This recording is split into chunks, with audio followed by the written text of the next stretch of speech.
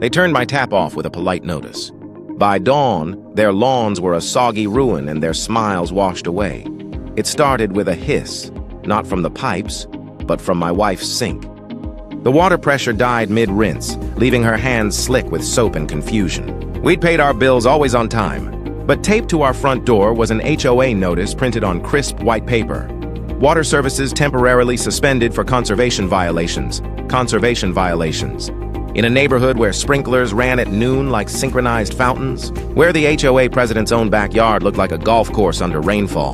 The hypocrisy was enough to choke on. I called their office. A secretary gave me the corporate shrug over the phone. "The board enforces community resource rules, sir.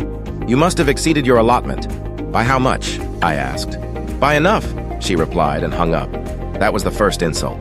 The second came when I drove past the president's house that evening and saw his sprinklers hissing happily, rainbow mist dancing in the sunset. "We have to manage resources," he'd said at the last meeting, tapping his clipboard like a gavel. But I realized then, resources weren't managed. They were owned. He owned mine. I stood at my brown lawn and swore under my breath.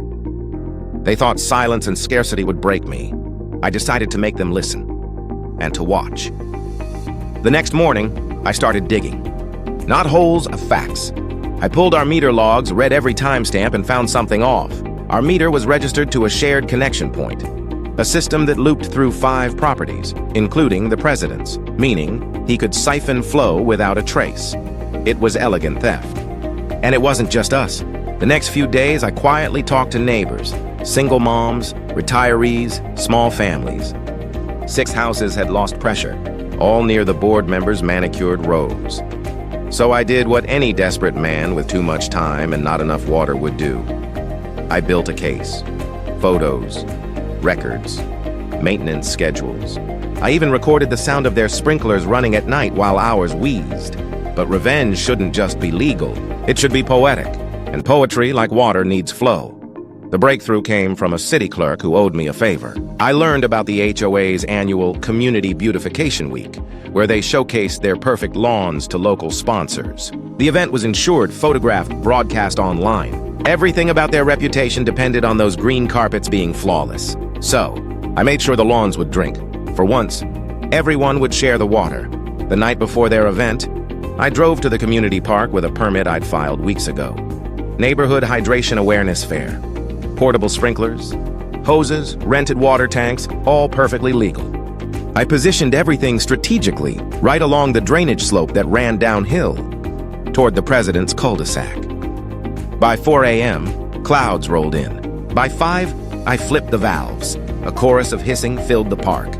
Then the trickle turned into a roar as hundreds of gallons of recycled water poured into the grass, ran over curbs, down sidewalks, and into their holy lawns. By sunrise, their prized perfection had become a swamp. Sod floated like rafts, mulch turned to soup, decorative rocks sank like stones in a pond. At 7:10, the first panicked phone call came. I stood on my porch, coffee in hand, watching HOA members sprint across yards in soaked khakis. "The whole block's flooding," someone shouted. The president stormed out in his robe, yelling into his phone, "Shut it down! Shut it down now!" But you can't shut down gravity. By noon, the city arrived, and so did the news vans. Reporters filmed kids splashing barefoot through knee-deep puddles, laughing. One of them asked what happened. The city inspector smiled and said, "Looks like someone rerouted their drainage improperly. Not very neighborly." The HOA scrambled to blame anyone but themselves. But the inspector pulled up the records. Every permit I'd filed, every inspection they'd signed, every meter showing diverted flow.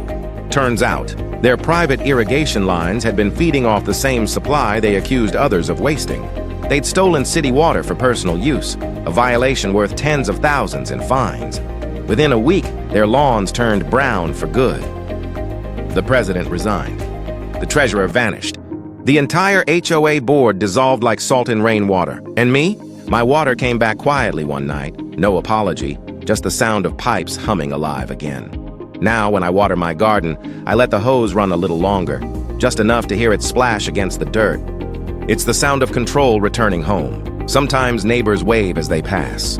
"Guess the drought's over, huh?" They say. I smile. "Guess so.